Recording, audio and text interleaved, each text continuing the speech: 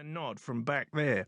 I says, does he want a cue light, but it's one more thing for him to fuss over and forget.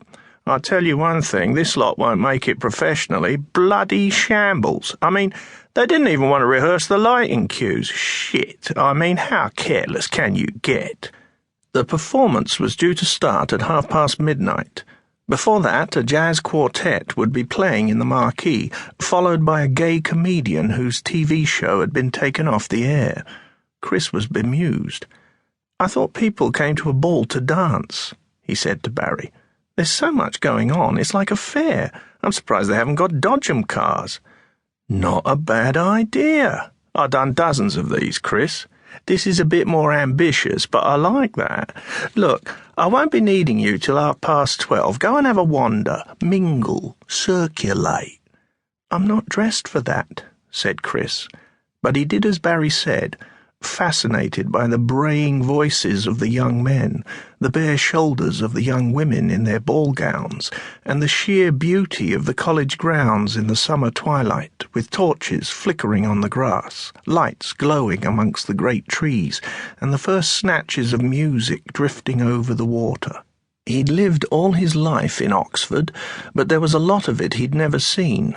The colleges were private places, except when tourists thronged them, bunches of bored Italian kids or interested Japanese adults, and Chris had no desire to mingle with them.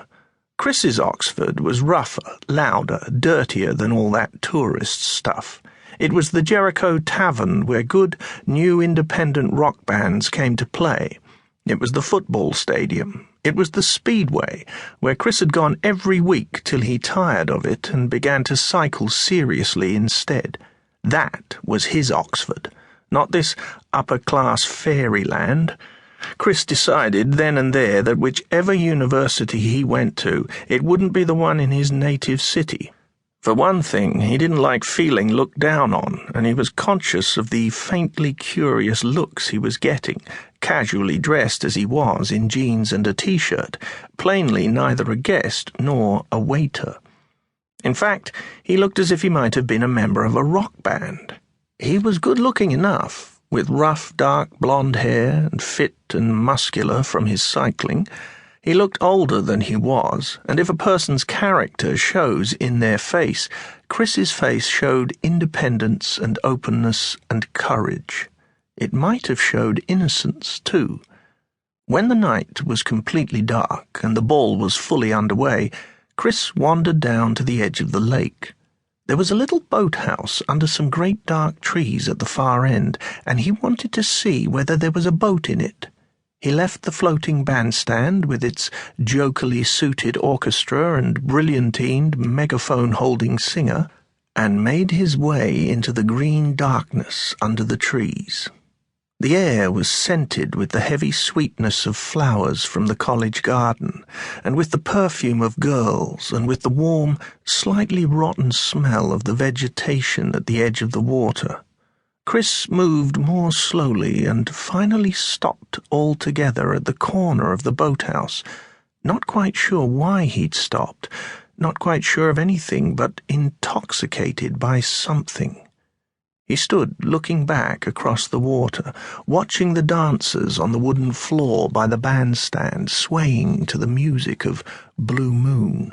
From this distance, they looked not offensively upper class, but tiny, glamorous figures, handsome men in black and white, and beautiful girls in coloured gowns, like some old-fashioned dream of elegance and grace.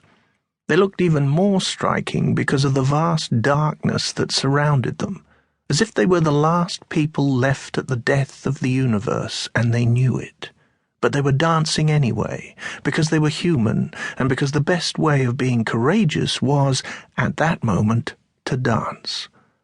The distant words came over the water, and Chris stood there entranced while the old song unwound, while the saxophone wailed like a ghost, while the dancers swayed. He knew he'd remember this moment for the rest of his life. Then he turned away from the boathouse to go back, but he stopped because there were footsteps coming along the path. Someone was running towards him. The darkness among the shrubs and bushes was intense.